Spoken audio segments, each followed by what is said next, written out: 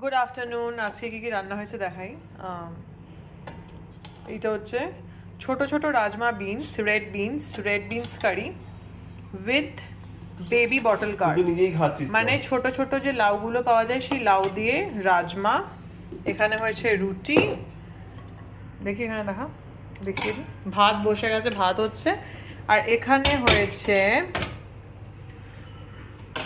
গাজর, বিট, পেঁপে, আলু দিয়ে একদম সুন্দর করে একদম চিকেন স্টু।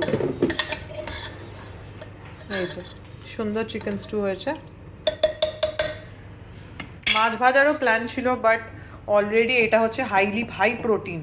রেড বিনস হচ্ছে হাই প্রোটিন, তার মধ্যে আবার চিকেনও প্রোটিন, তো মাছটা আজকে ভাবছি স্কিপ করব। এখন বাজে রাত 9:15। আমি বানাচ্ছি একটু শাক পাতা দিয়ে ডিমের পোচ, বেবি স্পিনাচ, শাক পাতা, এই যে ভেতরে ভেতরে শাক পাতা দিয়ে ডিমের পোচ। এই যে বেবি স্পিনাচ, তার মধ্যে একটু গার্লিক পাউডার দিলাম, একটু অরিগ্যানো দিলাম, তারপর 3টে ডিম দিলাম, নুন, মরিচ।